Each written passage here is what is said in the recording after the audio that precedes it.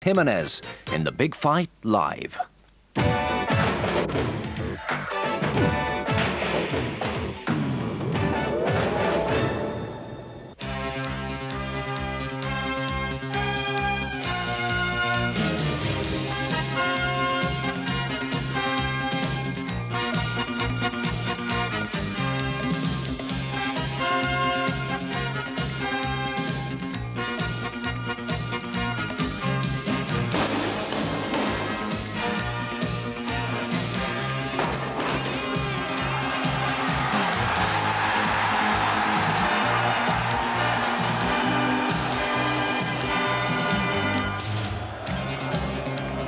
The Big Fight Live back on Saturday night. We're at the National Exhibition Centre near Birmingham.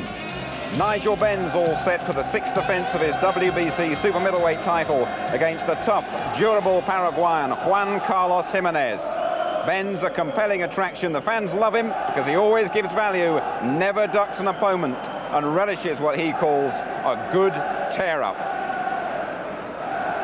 Hello, a very good evening to you all. Whenever Nigel Benn fights for the world title, it's a major sporting occasion. For my money, Nigel Benn remains the most exciting puncher in Britain today.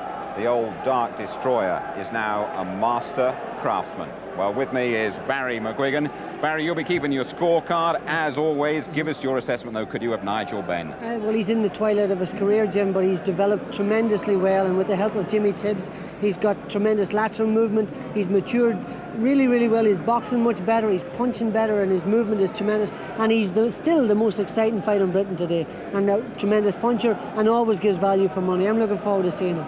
Indeed we are. Well, of course, Nigel Benn has really been round the boxing block. We on ITV have been with him all the way, and he's given us a really good time.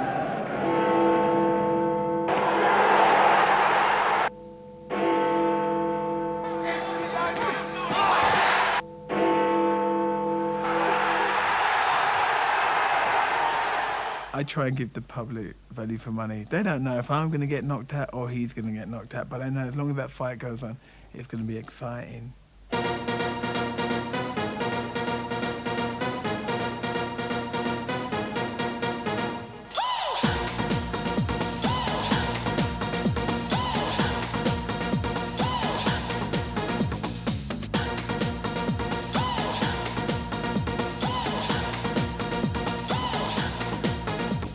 Losing my first fight to Michael Watson, that was my worst feeling ever, because it's like I had the whole world on my shoulder.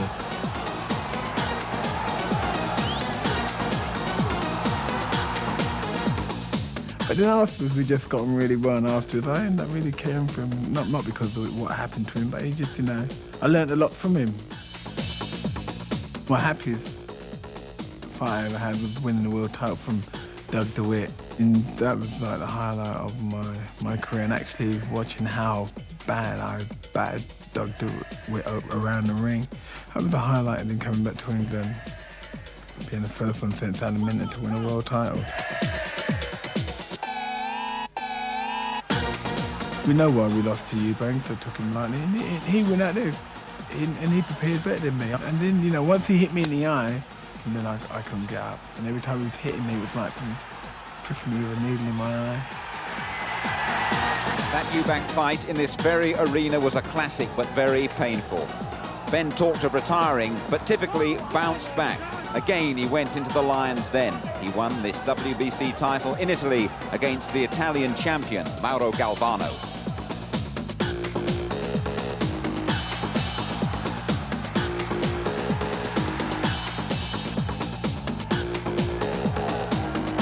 Down they tumbled. Inevitably, Benn Eubank 2 had to happen. Benn, though, felt robbed by the draw.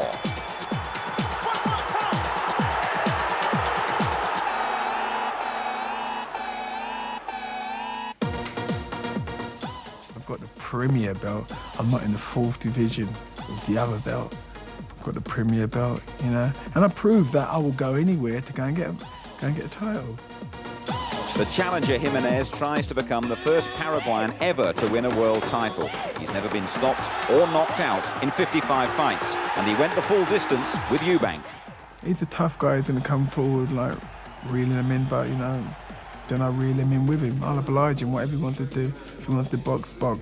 If he wants to fight, I'll fight him. Whatever he wants to do, I'll oblige him. I will oblige him. I ain't ready to give up my title yet. I ain't ready to give up my title yet. Well, that's the name of the game, and so too a big money contract. So enter the co-promoters, Frank Warren and Don King, because they've taken up a 7-fight deal with Nigel Benn. Now, people are getting a bit fed up, Frank, with one-sided battles. Hope we don't get that tonight. Have you got big plans for Nigel Benn? Yeah, obviously he's going to come through a very difficult fight tonight. He's fighting a guy who's had 55 fights, never been on the floor, and won his last 6 fights. But in 1995, we're looking at a unification match with Frank Lyles. We're looking at fighting Gerald McClellan. Don's got under promotional agreement. We're looking at a return with Henry Walden. So there's some real good fights, tough fights for Nigel Benn, but he's getting paid for it, and that's what the public want. Will they happen, though, those fights that you're promising? They will happen. Nigel signed a contract to fight real opponents, real fights. That's the business I'm in. I always deliver good fights. Okay, Don King. We don't have Eubank on ITV anymore, but we certainly have Nigel Benn. Nigel Benn is the most exciting middleweight in the world. We have some young ones that's coming up. They're very strong, like Gerald McClellan, who is a really dynamite hitter and with both hands. And is going to be on ITV, the #1 television station in the land. And with the voice of boxing, Gary Newborn. And we're going to bring you the best in boxing, ITV fans, that you can see anywhere in the world. And he's going to fight the best of the guys. He's even talking about fighting Mike McCullum. He goes up and down. He can fight light heavyweight as well as super middleweight. So we're going to have some terrific fights out here for you. And you're going to bring us Mike Tyson to England? Oh, absolutely. Mike Tyson has made a mandate to me. I've had my instructions, my marching orders, so to speak. Mike Tyson will be here in England, and he'll be with the voice of boxing, Gary Newborn, on ITV. Look for it. We'll be there. I'll finish up in the ring at this rate. Frank Warren, what sort of fight are we really in for tonight, very quickly? I think we're in for a difficult fight for Nigel. Nigel's prepared for Darren Van Horn. This guy came in about 2.5 weeks ago. But I think Nigel should win the fight. But I don't think it'll be easy. If he stops him, that's a really good result. As I say, the guy's never been on the floor, and Nigel's got a lot to prove. But, I think there could even be an upset. It wouldn't surprise me. This guy has come in to fight, so Nigel's got to be in his best condition. Thank you, gentlemen. Gary Newborn down there with Don and Frank Warren. Well, Frank Warren suggesting there that we might be in for an upset tonight. It's going to be really dangerous, isn't it, for Nigel Benn to underestimate the challenger here. Very much so. This is a down fight for him. He originally had Van Horn. Now he's got a change of opponent. He'll have to get himself psyched up. If he's right psychologically, everything suggests he'll beat this guy inside the distance. But it depends what Nigel Benn turns out. And if it's the real Nigel, he'll hit this guy harder than he's ever been hit before and grind him down inside 6 to 9 rounds. But if he's not, then who knows what could happen. You're saying, Barry, that 30 is a very, very dangerous age for a boxer, and the end can come just like that very quickly. We all have a shelf life, and the 30s, especially when you're an attacking fighter, can come at any time at that stage. So we're hoping that this won't be the night for Nigel Benn. I think he's got lots of fights in front of him. I think he'll win this fight inside the distance. I must say I agree with you. I'm looking for Nigel Benn perhaps to be the first guy ever to stop him between something like 6 and 9 rounds. Do you agree with that? Between 6 and 9 rounds, I think Nigel will wear him down and knock him out. Okay, well, Giminez in the dressing room down below. I mean, he's seen it all before as Giminez. He's been around the block. He's relatively unmarked, very calm and relaxed guy. Yeah, he's a typical South American, but look at that midsection, a little bit rotund, not in the same sort of condition that he's been in before, I don't think.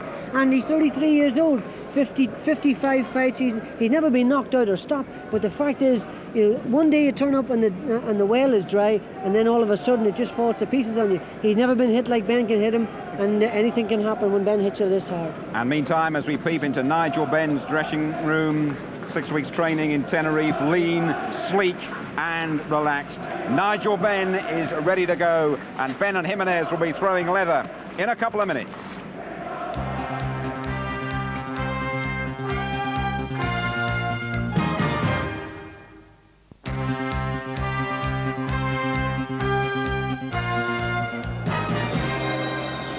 Hello again from the arena at the National Exhibition Centre near Birmingham. We're all set for Nigel Benn against Juan Carlos Giminez. Giminez already in the ring. Let's join our announcer, Jimmy Lennon Jr. And now, making his way to the ring, ladies and gentlemen, please welcome the defending world champion, Nigel Benn.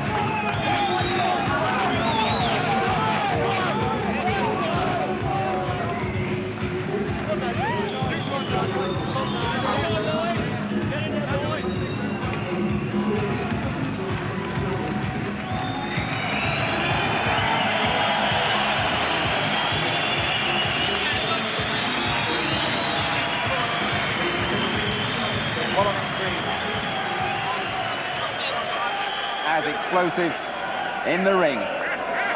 All smiles. Soon they'll be down to business.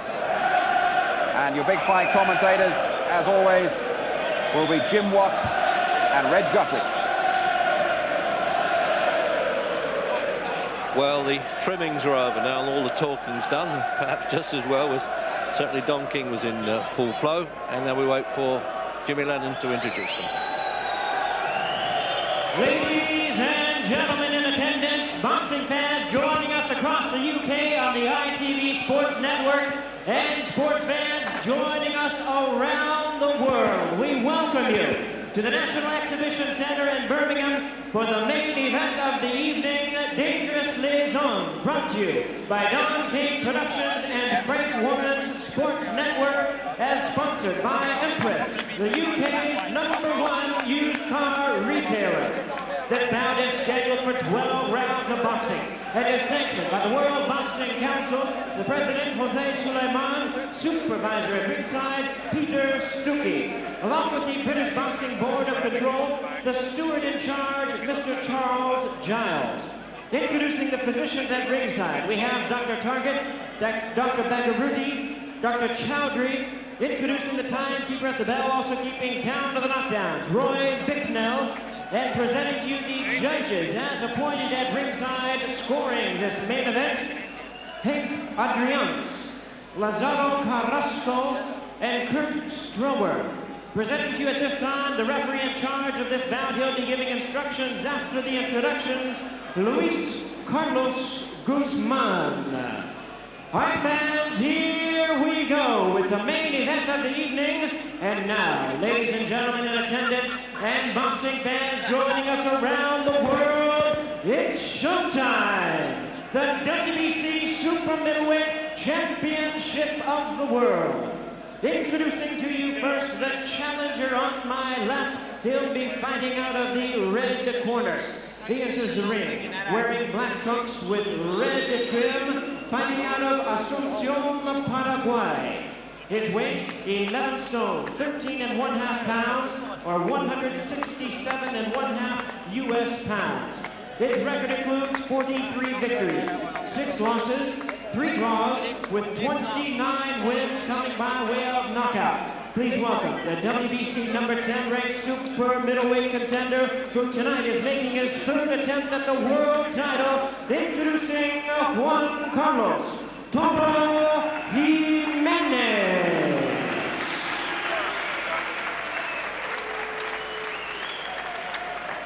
And his opponent across the ring is the defending world champion on my right, fighting out of the blue corner. He is wearing black trunks, and he hails from Beckenham, Kent, by way of Ilford. He weighed in at 11 stone, 13¼ pounds, or a trim and ready 167¼ US pounds. His tremendous record includes 38 wins, only 2 losses, 1 draw, with 32 big wins coming by way of knockout. Here is the former WBO Super Middleweight Champion and the current defending WBC Super Middleweight Champion of the world, tonight making his 6th defense of the title. Welcome the hard champion, known as the Dark Destroyer, introducing Nigel Benn.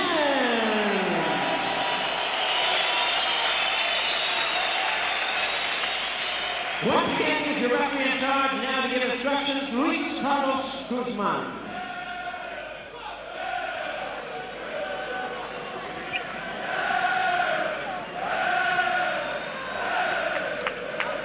I think he might have a little bit of difficulty understanding the referee's instructions there, but he's making it all pretty obvious with the sign language. Well, there you are, cut it short. And in boxing terms, only has to say break, stand back, and count to 10. So there we go now then, the 6th defense of this man, Nigel Benn, the most explosive fighter around in the country. Just breathes a little bit of fire in the eyes there, ice cold when he comes in there. Sometimes when he puts that face on like that, it's a central casting have sent him up to star in a Bond film as the villain. Well, Giminez is saying he had to shed a bit of weight before he fought Chris Eubank, when of course went the distance at last November '92. And for this fight, it says he was in training when he was called 2 weeks ago. He's on a run of 6 wins. And he says, I'm in good shape, probably better shape than last time. Well, whether he can keep that up, age 33, I don't know. He's changed the tag from Puma now to Toro the Bull. Paraguay's got more than a dash of Indian blood in him.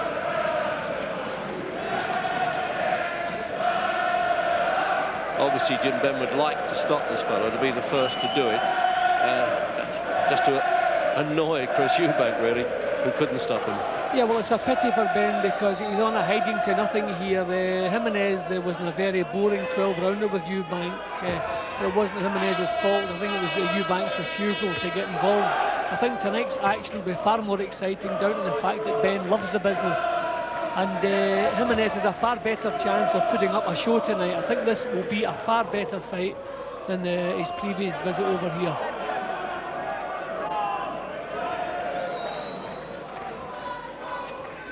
Certainly been in with plenty of hard nuts. Remember now the Paraguayan, the great Roberto Duran, who went to points distance with him. And then he lost to Juan Roldan, the hard man who fought Marvin Hagler and company. So he's won and lost the South American light heavyweight title, the weight above this. This is super middle. That's the 12-stone division. And it's the WBC version, which is generally credited as probably the best one you can win. Certainly Lennox Lewis has no argument with that.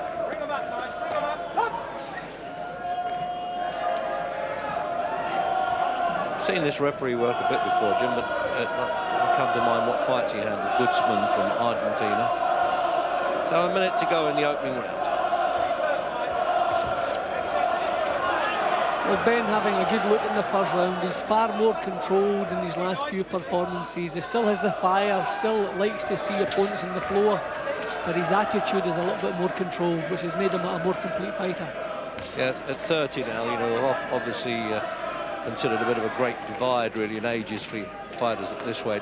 He's really got himself under Jimmy Tibbs now. He's learning to box a bit and fight hard when he has to. Always was a good boxer, actually. Won the ABA championships, more on boxing ability than punching.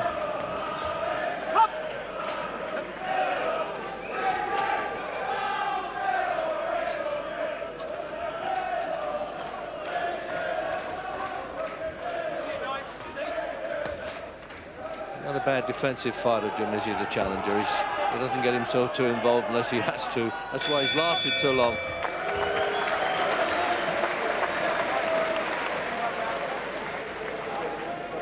Well, there's the cornerman then, Jimmy Tibbs, now well-known trainer. Peter de Freitas, his personal manager, is actually coming up for an official boxing board license to be interviewed soon.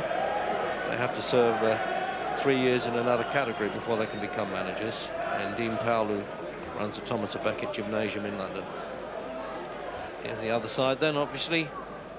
I think the only one that might mean something is Kevin Sanders, who is from Peterborough but actually works in the Eddie Futch Gymnasium in Las Vegas. He's been called in for the cuts man when needing. That's on the outside the ropes there. So there's the rules. No 3 knockdown, remember. If one boxer goes down, as happens with the WBC and others, not in force for this one. And of course the mandatory stand count, which I'd like to see introduced in British boxing as well. Round 2.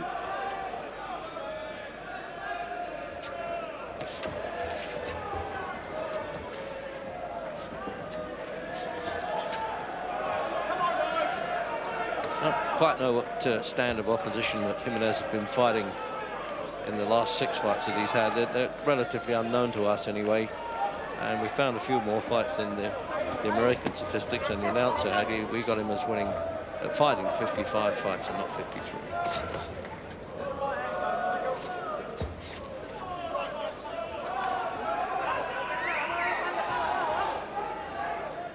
Different character, Ben, now than when he was hitting those fellas he called the Mexican road sweepers, just getting rid of them as quick as he could. That was a lovely right-hand lead there from Ben, landed bang on Giminez's head, didn't really shake him too much. We see people in the fight game who just can't be stopped. This fellow might be one of those, but I'm sure Nigel Benn will have a good try at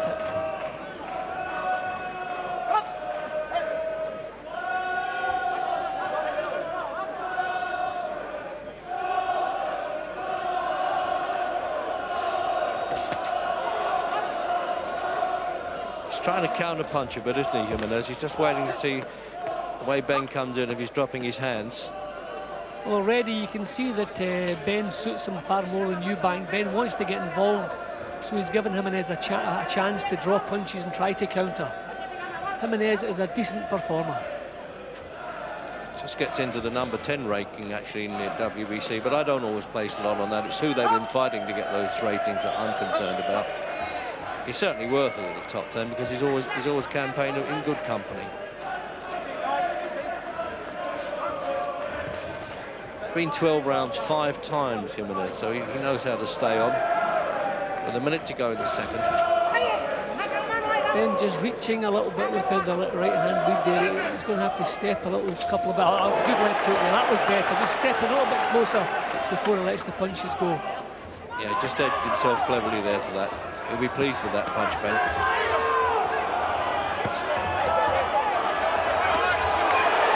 See, once you start mixing it with Ben, that's when he's at the most dangerous. He's absolutely lethal when he's using the ropes to prop him up a bit and uses them almost as a catapult. Well, I think we've seen more excitement in the first couple of rounds than we saw in the 12 rounds that Giminez was here before. This is shaping up well.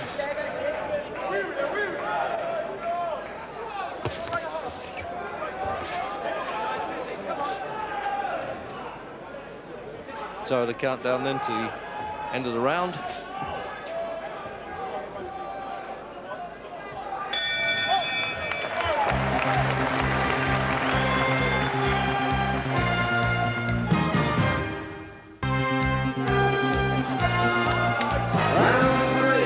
Round three coming up.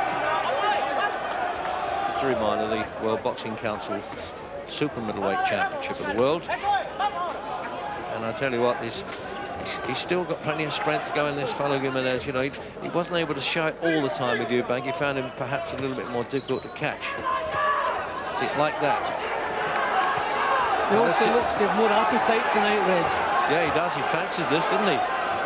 Yeah, as I say, Ben, a more orthodox type of opponent, suits him far better. Yeah, he's still working out of Ben's own corner there.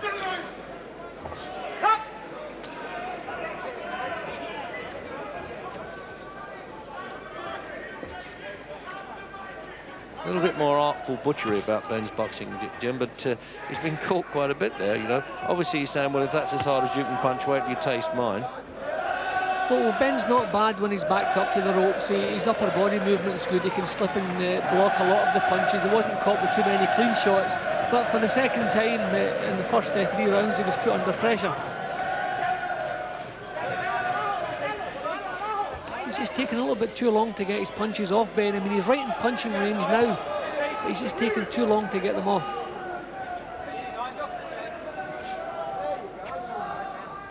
I know that the corner are always saying, you know, steady yourself, think what you're doing. Maybe he's just overdoing it a bit. I can understand that. Well, 12 rounds is a long time, and he doesn't waste as many punches as he did in his early career.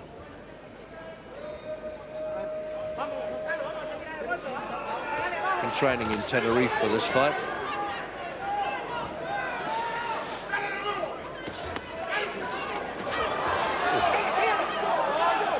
Those looping punches from Giminez, they look a bit dangerous. Yeah, and Nigel can be shaken, as we've seen in a few of his fights. Even Galvano, who's not noted as a puncher, shook him badly. So that again adds to the excitement when you're watching Nigel Benn.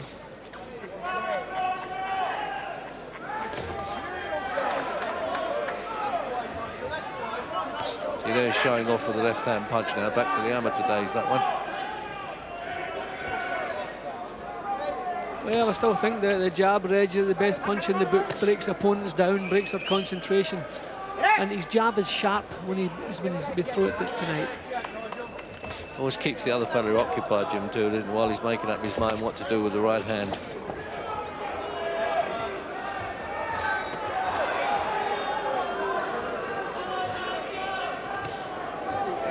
The jab working well here, Reg.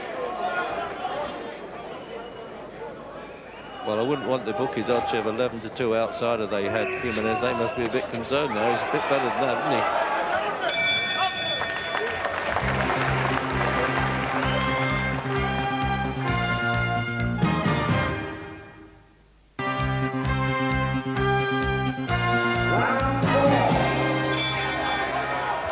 into the 4th round of this World Championship fight.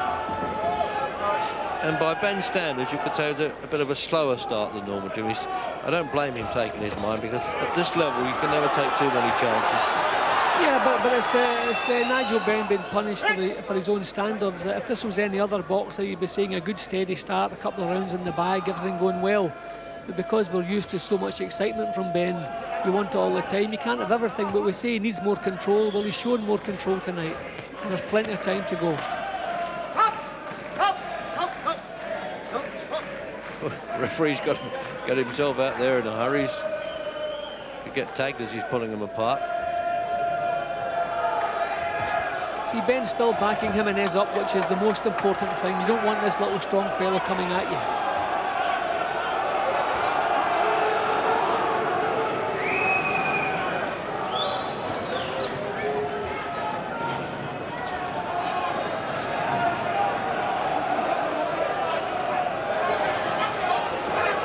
See, Giminez far more dangerous when Ben allows him to come forward. He wants to keep him backed up if he can.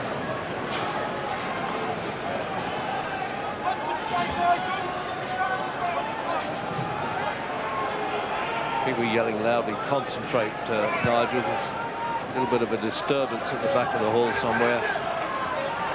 Had it earlier on in the show with Robert McCracken supporters being asked to calm down. Oh, good left hook leap from Ben there. That was real good punch.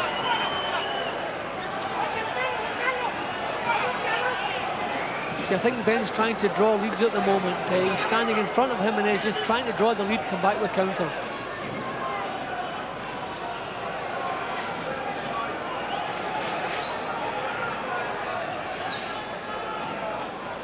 Minute to go in this round. A lot of feinting and bobbing and weaving and trying to draw each other here. Two old cagey pros they look like at this moment. Yeah, they are, aren't they? A lot of threatening and not too much punching.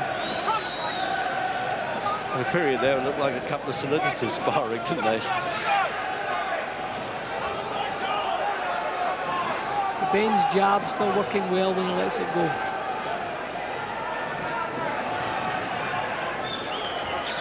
Well, Giminez has been telling us here all the time that he really fancied his chances with this one, and some of us were a bit doubtful whether he could really have been in that top condition. He was a bit overweight, it seemed, at his last fight, but he got it off quite easily. Well, when we saw him against Eubank, he seemed to lose heart as the fight went on, just got fed up.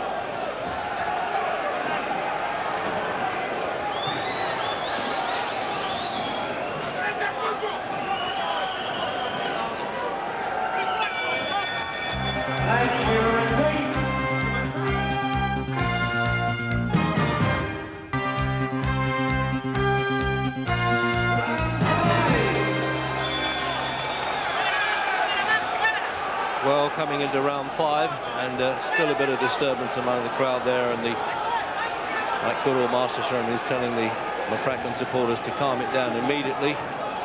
There's no bearing at all on this contest. It's just ridiculous.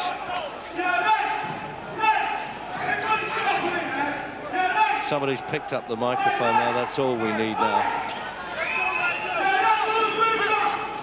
Well, the 4th round was a fairly quiet round, again with Ben's standards, but I think it's time now to raise the pace, get himself a bit more involved. That actually is Robert McCracken appealing to him, I think. It sounded like him anyway.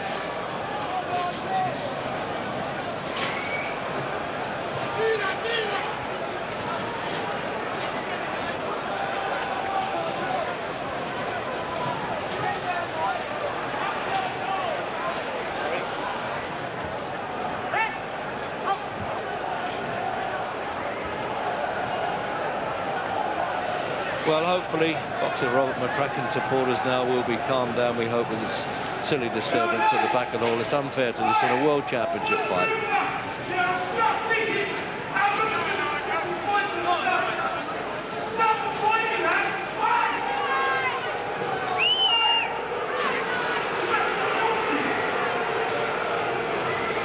So it's become almost a rarity now, trouble in boxing actually, that suffered the football grounds over the past.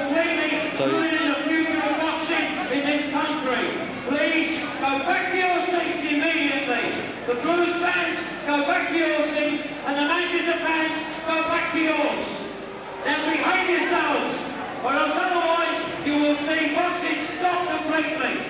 Manchester, go back to your seats. Manchester, go back This to must be your very seats, please. unsettling, Reg, for the boxers. I mean, this is a strange atmosphere to be boxing in. And I think the action over the last round or so has reflected that. I mean, it's difficult to concentrate on the job when this is going on. It will be cancelled.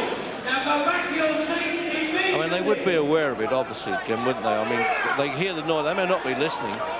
Well, Reg, you can keep your concentration going. You don't hear voices, you hear a hum of the crowd. But when there's a fellow standing with a microphone, you can hear every word they're saying. And it's probably worse for Ben because I don't know if Giminez speaks English or not, so it's far worse for Ben. He hears what's going on and it's breaking his concentration. We've had a poor round from him in the fourth, and he hasn't really got himself to grips in this round either. Well, Gary Newbond's been out there buzzing, finding out what's happening. Maybe at the end of the round I can call him in to give us a report on what has been happening there. I mean, there might actually be a case, Reg, to halt the action until they get the crowd back under control. Yeah, This is not fair to a defending champion. No, absolutely. I'd like to see that now. And I hope the Board of Control will consider it. And it looks like the supervisor of the WBC is thinking about that. So here's Gary Newbond. Well, it's a promoter's nightmare, this. It's the one thing they feared. It's been really on the edge of tension here all night. They've been fighting in the bars. Basically, it's to do with the British Light Middleweight Championship. Robert McCracken, some of his supporters here are fighting. They're Birmingham City supporters, actually, and they've been drunk for quite a few hours. There's a Birmingham City shirt there.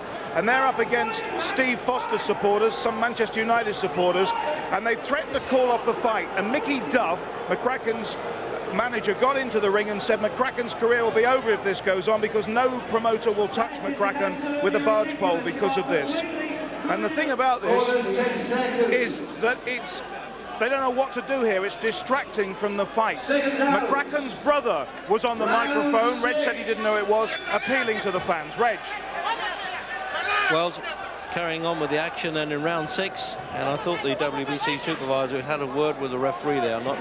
I've suspected that he was going to sort of not call the fight off, but take a rest period until everything calmed down, and it appears to be quietening down now.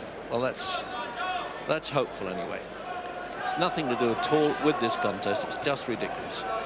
Well, nobody likes trouble, Reg, but I think it's time now to let the stewards and the police handle it and leave the microphones alone and allow Nigel Benn to go on with his job. His whole future depends on tonight, and then he's been shaken there with a left hook. This fellow is very dangerous when he comes forward. Ben's going to have to come back with something here. Yeah, he's getting stuck him a bit below the waist there. The referee's letting him get away with that, Ben. Now he's got to get himself out of there, right above us. Ben was shaken by that first punch, Reg, and he's just getting his head back together again. Now he's got to come back with punches. Grab hold or come back with punches. I think maybe Giminez has blown himself out just a little bit. Through a lot of punches there, not many got through. This Paraguayan Indian is really on the warpath, isn't he? He's ignoring the noise that's been in the crowd.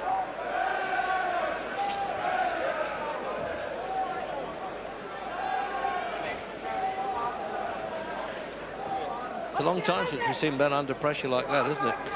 Yeah, and I feel a lot of it has to do. He was getting his show on the road. He was getting himself under control, and then that the problems with the microphone, people screaming in his ear. It must have unsettled him, and I think it would unsettle Ben more so than Giminez.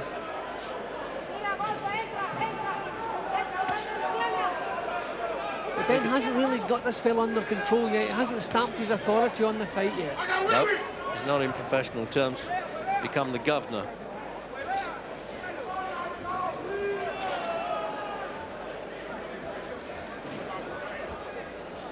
Even as they're boxing now, Reg, there's very little atmosphere. Even the crowd have been distracted. It's a terrible atmosphere. A little clash of heads there, accidental. But this is a terrible atmosphere all the way around. Well, I mean, some of the ringsiders probably left their seats. Certainly the ladies did. I didn't blame them.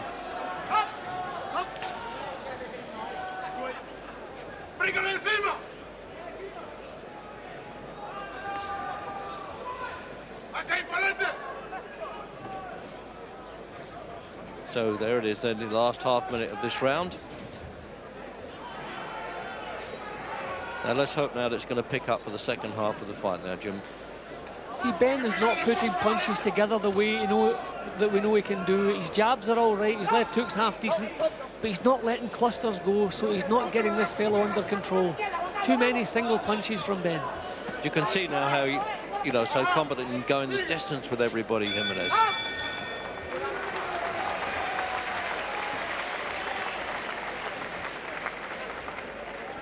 The co-promoters are with me. Frank Warren, first of all, have you ever seen anything like this? I think it's disgraceful, Gary. I mean, these people, we don't need them in boxing. I mean, they are genuinely football hooligans. I suppose they've been on the booze all day and got it, but a lot of them seem to have rushed the door and got him without paying.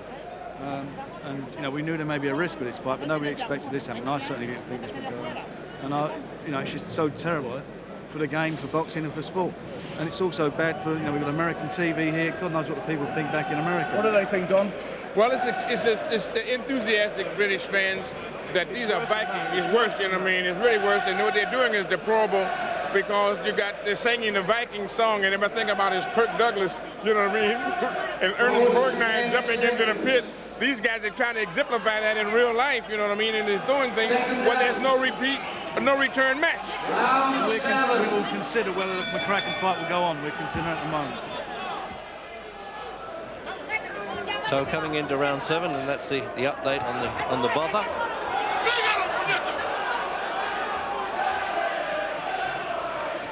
So now we're just getting a bit more enthusiastic cheering for this fight now.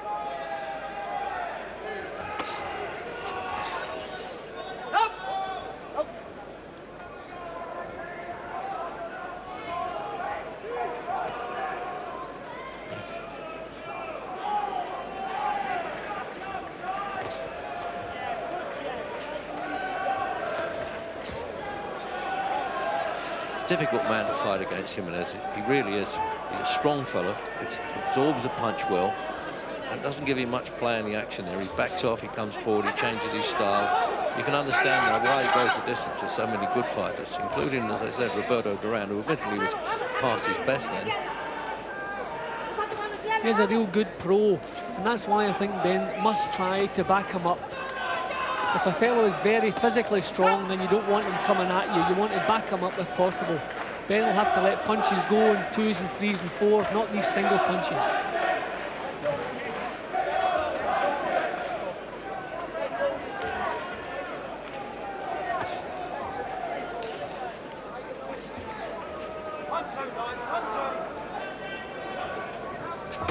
See, when he defeated Henry Wharton, Ben, he did quite a bit of boxing in that, but he opened up at the right times in that fight, didn't he? But I know we can't compare one opponent in style to the other, really. I think it's just that the lack of combination punches in his work tonight. I mean, we've always seen Ben like pot-shotting with one single shot now and again, but his strength is the way he can let punches go. I know this fellow is difficult and he's dangerous, but he's going to have to let more punches go to get him under control. And this is what he does. Yeah, there he goes again, taking a few liberties too, isn't he? Some of these are getting through this time, Reg. Yeah, Nigel grab and hold. Some of those punches were getting through. That was the difference with the earlier onslaught from Giminez. Apparently the betting shops, you couldn't get a bet on Ben to win this fight. There was no odds available. I mean, that's how one-sided they thought it was. See, I think too many people had a poor opinion of Giminez because of the boring show with Eubank. But you have to remember, different fighters make different fights, and this was always a far better match than the match with Eubank. Certainly it seems his attitude is that way anyway, Giminez. Maybe he's already had some shots at the champion. This is his 3rd shot, actually. So he figures, well, if that's going to be the last one, I better give it all I've got, and he is. Well, coming up to the end of the round. He's had a few bits of success, so that's keeping his enthusiasm high.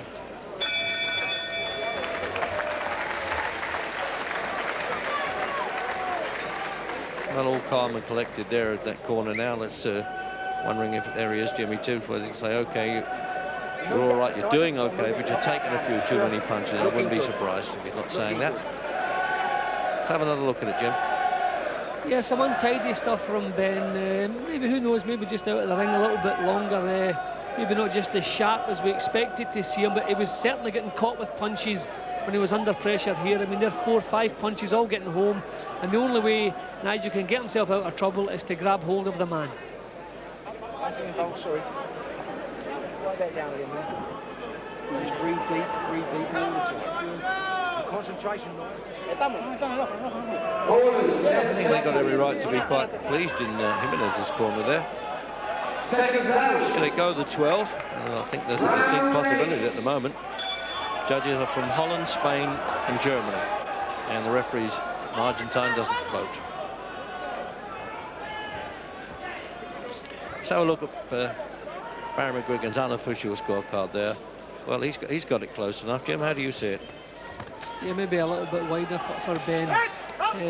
Ben's early work was very good. He's had a couple of lazy rounds, but he's been under pressure a couple of times.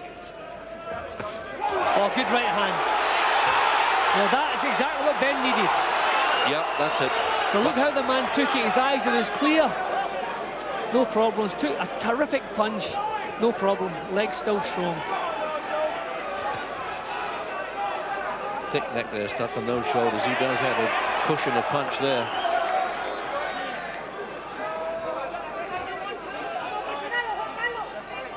I hope that doesn't dishearten Ben. You know, he caught him one of his best shots and didn't get anything out of it, really. Better off than taking it, anyway. No, the fact that it had such a sudden impact on him, the man's recovery powers are first class, but you could see the effect the punch had as it landed. I think that's what Ben needed. Just a little bit of success, because he's been the one who's been under the pressure the 2 or 3 times.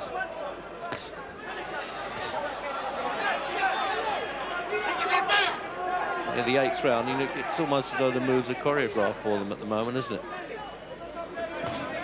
It's not comparable to the mad flying machine who came down in the ring when we were in Las Vegas, Jim, for the Riddick-Bowe fight and Van der Holyfield. But even a break like that, I mean, I'm amazed the way they came back, and these fellas are now just really recovering from that.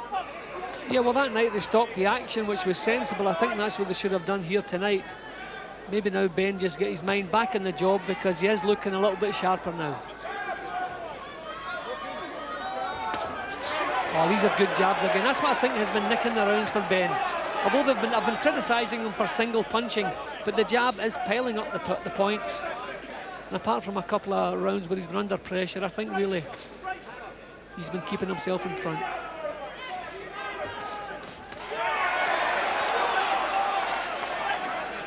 He's just pulling his head back, but also going to get jabbed back there, Giminez, and probably looks a better punch from the back of the hall, and it does close in, but there's still good scoring stuff. But Ben's work is sharper since that good right hand landed, so he's certainly he's done himself a bit of good with that single punch. He eats those left hands, Giminez. He's not getting himself into range so easily now, Giminez. He's been pushed back by that jab. This has been a good round for Nigel Benn. It's just as though he's got his mind back in the job again.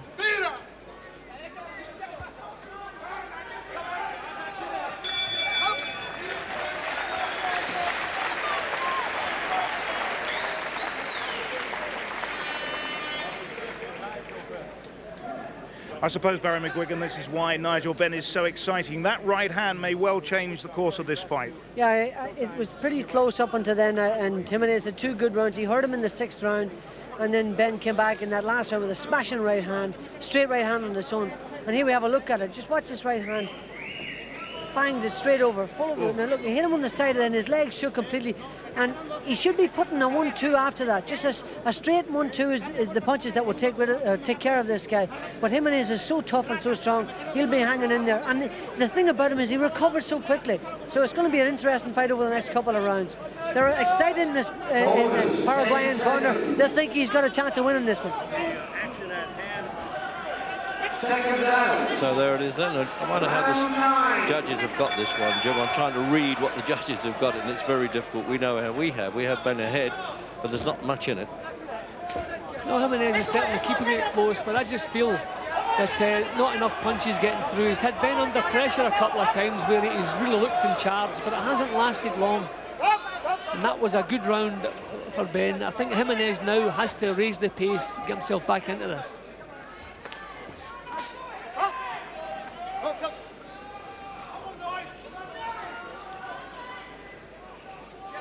And another look at the unofficial scorecard there. Now, he stretched that lead a bit since we last saw it there. That's, well, probably about right, Jim.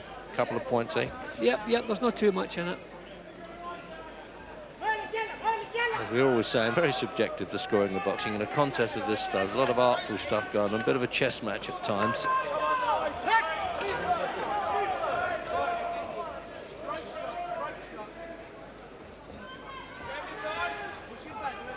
And we're into the 9th round now, minute gone. Scheduled, of course, for 12 World Championships.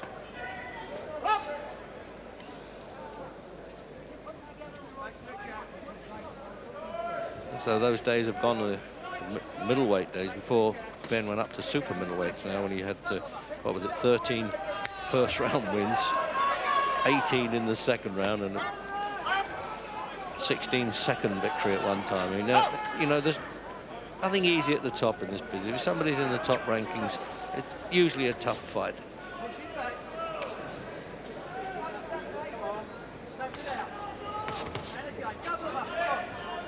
Well, Ben hasn't quite picked up where he left off in the previous round. He's still marching forward, thankfully, but not having the same impact on Giminez.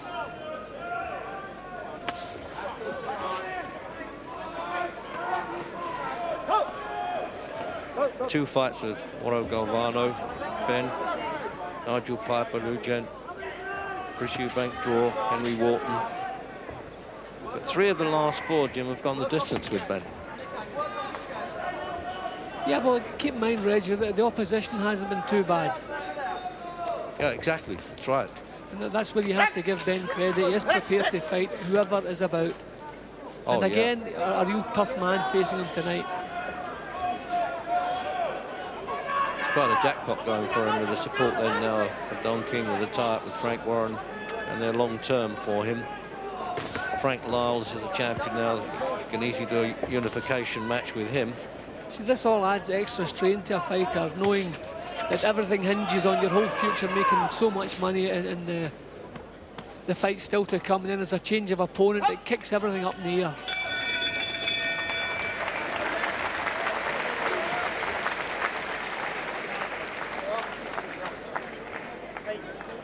Now, Nigel. Yeah. So we're getting a little bit boring now. Might be able to pick up a couple of words he's saying there, I think. Right. Yeah, that's it. You just hang in here. Don't let him catch you when you hear a double jab. Take no notice of him from over here. If it comes from here, you know it's me. Right? Swallow a drop. Looking good. A little bit of old-fashioned Cockney chat there. Professionalism all around. All about concentration. Yeah, that's the word, Jim. He's got it right with concentration, and he certainly had plenty of reason to lose his concentration with the bother in the crowd. Yeah, he seems to have that back, and thankfully he's not allowing Giminez to do too much. I mean, that wasn't a great round for Ben. He didn't allow Giminez to do too much, so allows him to nick the round. Lightning out of the corner there, the Paraguayans. 10th round. And you might say a bit unusual in a Ben fight to go this far. Either way, there hasn't been a knockdown. Ben clutching on here.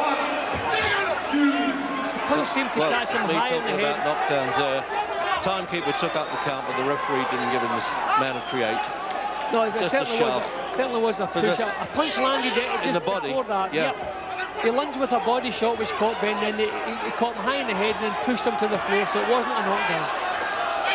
But the trouble is, Ben, under pressure again. We don't see him having Giminez under this kind of pressure.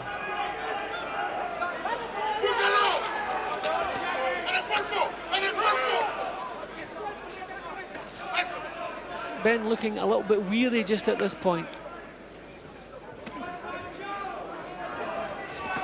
He's always said he'd never underrated this Paraguayan, you know, at all. He's, you know, when other people were writing him off, Ben kept saying, "Hey, this is a tough guy." You know, not only on the Eubank fight, he was judging him on others.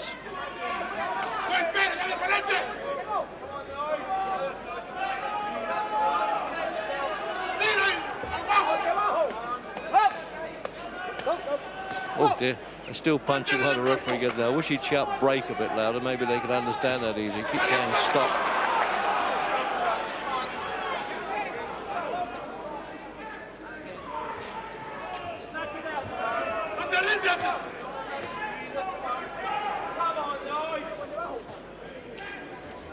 See, moving up to weight, Jim, somebody would probably claim that, well, maybe he doesn't carry the punch power with it then.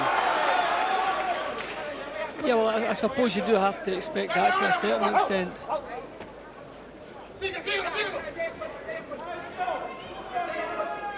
Minute to go on this track. Oh, just brushed past his chin.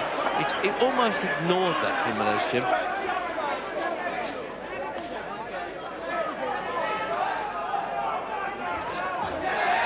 See, most of the men that Ben has been boxing are also middleweights who have moved up. It's not as though he's moved into a completely new division, in the 12-stone division. So, I mean, I think his punches still have the same effect, all right. If he gets them home, he still carries that power. It's just his timing doesn't seem perfect tonight. And he's not letting the punches flow.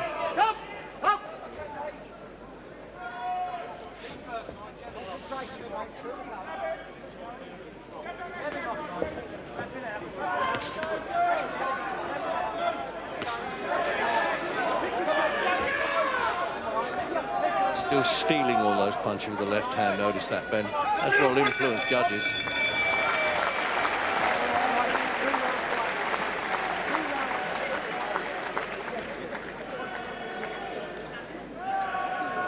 You're not a mark on you, that's the way to do it.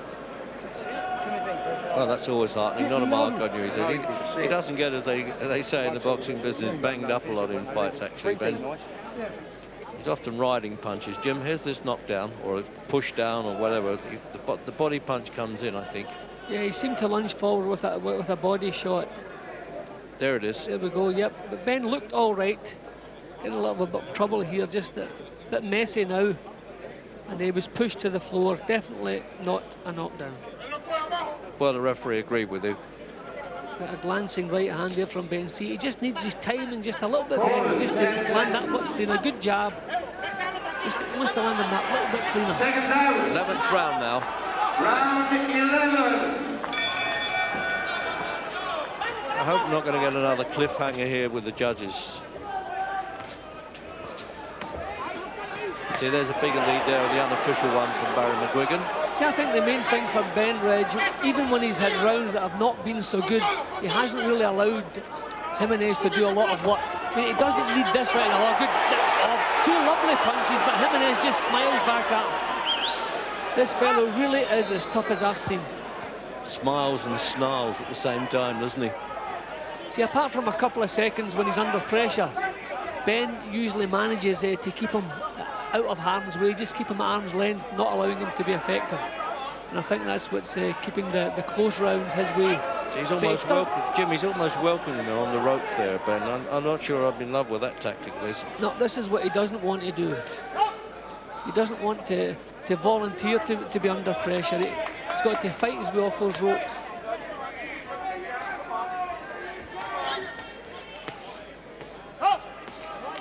Sometimes that comes into sparring a lot, Jim, with the sparring partners, and you're just getting a bit fit, and you don't mind them coming at you on the ropes, and he hasn't got out of the habit enough yet, Ben.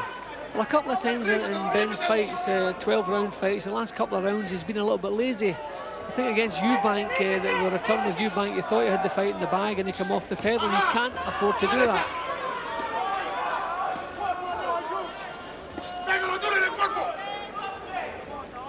Now, I don't know if he feels he's done enough to win, or if there's a slight lack in stamina. I don't know quite what it is. But I mean, his work rate has certainly dropped in the 11th round here.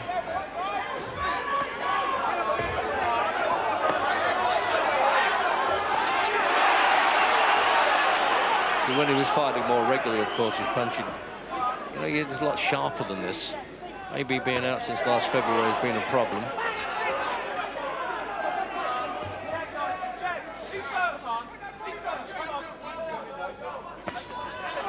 As you say, Jim, we're criticising by his own standards, really, aren't we? He's still doing enough for us to be winning the fight. Yeah, and he's facing a man who, never mind being knocked out, he just doesn't go on the floor. I mean, this fellow probably is the toughest man in boxing. I mean, he's taken some real full-blooded shots from Ben, and just smiles back.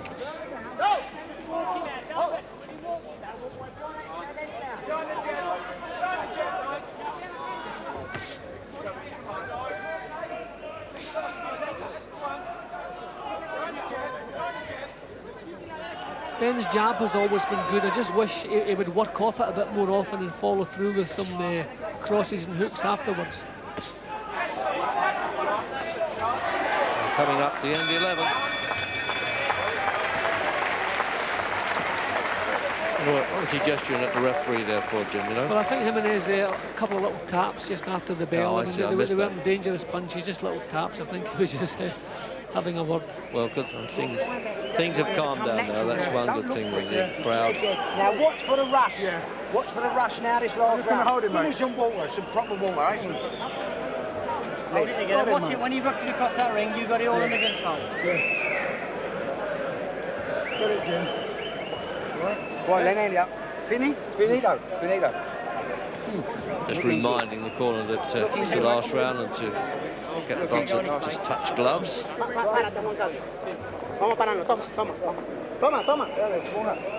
Corners, 10 seconds. Just again, that was lovely the way he come punching off the ropes. That's what he wants to do, come punching off the ropes.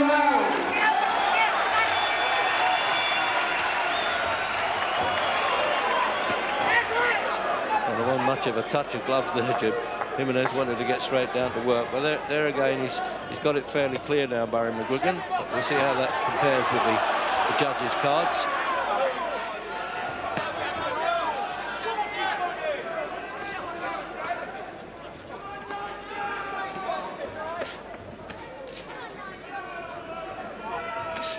Certainly Giminez has thrown a lot more punches in this fight than he even dared to try against Eubank.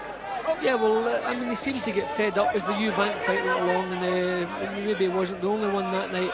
But here he's had a little bit of success. Ben has always been in punching range. It's been a good little battle. Not too much real high drama, no knockdown, but no serious knockdowns. But he's fancied the job a lot more. Oh, yeah, the wind of the punch there.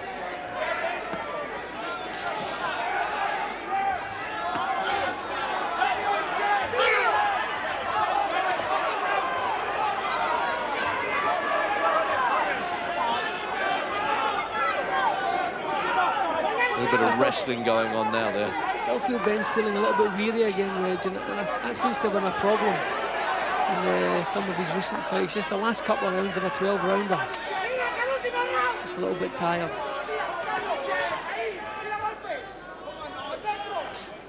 Well, I think the Paraguayan, partly Indian, is going to do a bit of a war dance at the end of this round, Jim, thinking he's won it. But certainly not on our card, but it's not been a totally convincing display by Ben, or has he still got time? No, I don't think Giminez has done enough to win anything here. He's won a couple of rounds, he's kept it interesting all the way through. I always feel Ben's jab and the couple of big rounds that he's produced.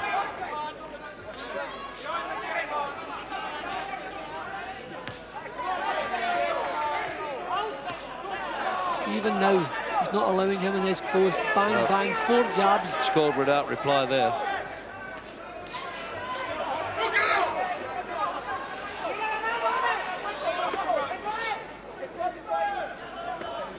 He's not using the ropes to his advantage at all there, Ben. He's better off in the centre of the ring. Now he is. This is when he gets tagged against Govano just at the dying seconds. He doesn't want his concentration to drop. The fight's never over till the final bell. So we're into the last 10 seconds now. Now just watch the jubilation in Giminez's corner there. Well, they're all old mates again now. Nice friendly touch at the finish. No, he's behaved quite well there, Giminez. I thought he might do a bit of a dance and say, have I won it or not? He must be quite pleased actually with his performance. We're not sure whether Ben will be. So now the usual long wait and the old sweaty palms around all the friends and supporters of Ben, just to make sure their man is getting a verdict. We certainly had a share of debatable ones around the world of boxing at this time. Great fight, great fight. Great fight. What a fight, huh?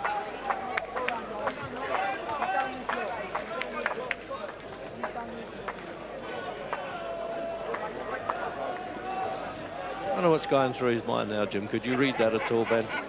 How do you fellas feel at the end of that? Well, he must feel he's done enough. You can see the look in his face. He's not been banged up at all. A couple of times he was caught under pressure, which you expect. But no, I think he must feel fairly confident that he still holds the title there. The whole thing is still rolling along nicely. Can I please have Chris Roberts to ringside immediately? Chris Roberts to ringside immediately, please.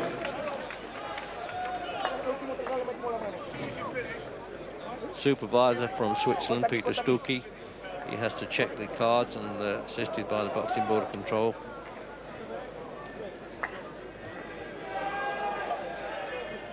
And it's, well, it's all calm. There's almost an armistice there, isn't there, in the audience at last.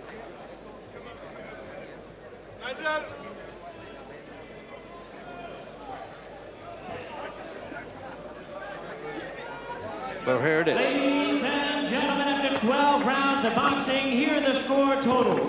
Judge at ringside, Hank Adrian scores the bout 117-112. Jose Carrasco scores the bout 119-115. Kurt Stroher scores the bout 118-112. All three in favor of the winner unanimously. And still champion. Yeah, it's a unanimous decision. And Jim, quite a wide one, really, isn't it? Yeah, they just really felt the edge. He kept himself in front. I don't feel he allowed Giminez to do much work, even in the poor rounds for Ben. Kept himself in front. Yeah, I make that 6 even on some of that scoring. That sort of fight it was, wasn't it? One judge there. 5, 1, and 6 even he scored it. The Spanish judge, was it? Yes.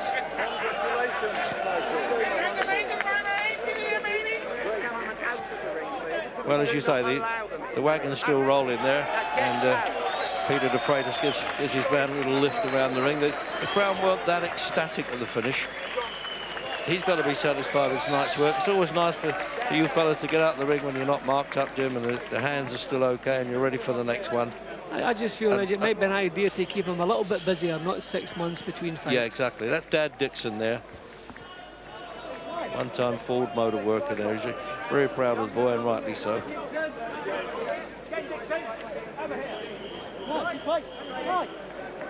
Ladies and gentlemen, having a hand for a fine effort here tonight to the challenger, Juan Carlos Giminez. Yeah, the crowd are all... This fella doesn't give you value for money the whole time. Absorbed punches, incredible, but for how long we don't know.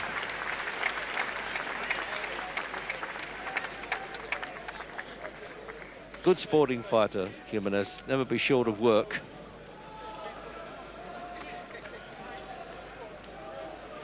Well, I wonder how he's going to get on now, Jim. I don't know whether it's Frank Lyles, the champion in the other division, the WPA, whether they can unify it. Ben should win that fight if he can get it. And then there's James Toney, who's a tough nut from the IBF version. But Ben says he'll fight any of them, and he means it too. I doubt myself whether there'll be another Eubank fight. What do you think? No, I think the promotional contracts will take away the chance of a Eubank third fight. I don't think that will happen. So over to Gary now with the winner. Thank you. Nigel, that opponent had some chin. He had some chin, you know. I wasn't going to have a tear out of him because the thing about he's been in with Roberto Duran, he's been in with everyone. He's a tough guy, so I thought to myself, I'm just going to take it easy. In box, I think as I'm getting older, it's like, I just find it much more easier. You know, I find it much more easier than before going out there, crash bang wallop. You know, we expect so much from you. We were surprised there weren't the combinations tonight. It was just a one punch. No, because the thing about it, what it is, you're doing combinations. You've got to think of what type of person you're fighting. You understand? It's right for you to sit outside and say that. But when you're in the ring with a durable guy who's never been stopped, never been knocked down, you think you've got to start using your head. You know, tough old boy. Were you using your head when you got caught on the ropes, did you feel tonight? It's unlike you two. He caught me, and he caught me in the temple, and there's one thing, when you get caught in the temple, nothing you can do about it. So I thought, go to the rope, bob and weave. A lot of his punches were going over his head to try and let him neck himself out. Otherwise, I would have, like, you know, been all over the place. What you do, get your back against the wall, and bob and weave. Let him punch himself out. Did all the crowd nonsense, which has nothing to do with you, affect you at all? Yeah, badly. Jimmy come in there, start effing him blind and saying, concentrate on the fight. Forget what the hell was going on outside the ring. Just concentrate on the fight. How was it affecting you? Because I thought, no, with the noise and all that, and I was thinking to myself, like, you know, come here for a fight and for give people value for money, and they're having their own tear up. Sad, really, sad. And one thing is, I don't want that when I fight. I don't want none of that. Stick, you know, go down to Bruises and have a fight down there. Not on this. It's like, you know, I want to try and get people, you know. Okay, come in. We've got Peter De Freitas and Frank Warren here. Frank, what were you going to say? I'm saying they weren't Nigel's fans. You know, it's all about the McCracken fight and the Foster fight, and that's, you know, certainly none of Nigel's fans. And they have disgraced the great nights of boxing. You know, it's a shame for Nigel. He's in his concentration. You know, to concentrate what it's going on. And you can see that just for a bit in the fight. I mean, I lost the sort of middle rounds of it. Watching it. I didn't even know what round it was. I didn't know. When he got it together, he was boxing well, and the jab was superb. He was tearing his head off with it. I just thought we were going to box him. But, you know, I was just thinking, oh, mate, you know, I was just concentrating on what's going on outside the ring. I just lost concentration. Very quickly, what's next for Nigel? Well, we're going to talk over the next couple of days, and hopefully in December he's going to be back in action, Most definitely. fighting on ITV, a great boxer. Well done. Thank you, Gary, and thanks to Frank Warren and to Nigel Benn as well. Nigel Benn obviously distracted by those appalling scenes that we've had here at the NEC this evening. He did well to keep his concentration. Well, earlier on, before all that mayhem, the fellow who went the distance with Nigel Benn last time out, Henry Wharton, he's the one with the hair, came back, and he came back in style. He's got a lot going for him as Henry Wharton, the Yorkshireman, in against the American Guy Stamford. Put his punches together very well. He started a lot better, which was significant for Wharton. And Stamford got a cut around the eye. Gave Wharton a lot to handle, but that cut prevented him coming out for the fourth round. We'll hear a lot more from Henry Wharton, believe me. Got a lot of promise, super middleweight as well. And the Derby heavyweight, Clifton Mitchell, he's about to fight for the British title, demolished and outclassed Jeff Williams. All over in the first, 13 stoppages out of 14 then for Mitchell. And that fella had a very hard night indeed. We've got three really big fights, coming your way on the next 3 Saturdays, and of course it's only here on ITV. Unbeaten Wayne McCulloch's on next week. McCulloch's in line for a world title shot. Watch the Irishman's latest fight from Las Vegas. Julio Cesar Chavez and Meldrick Taylor top a great Don Kingsville in a couple of weeks. Taylor's rejuvenated. Is Chavez on the slide? And then Steve Robinson, the very impressive Welsh champion, defends his world title against Duke McKenzie. Cardiff the venue, October the 1st, the date. Some marvellous boxing action to look forward to. We've had some dreadful scenes here at the NEC, scenes that we thought were things of the past in British sport. The worst thing is, or one of the worst things, is that these scenes were transmitted coast to coast, not only here in Britain, but in America as well. The worst violence I've ever seen in British boxing. And I don't care who's at fault, I don't care whose fans they are. Shocking scenes. And unfortunately scenes that are going to be remembered for a very long time. Barry McGuigan, your reaction? It's absolutely disgraceful. I've never seen that before. I hope I never see it again.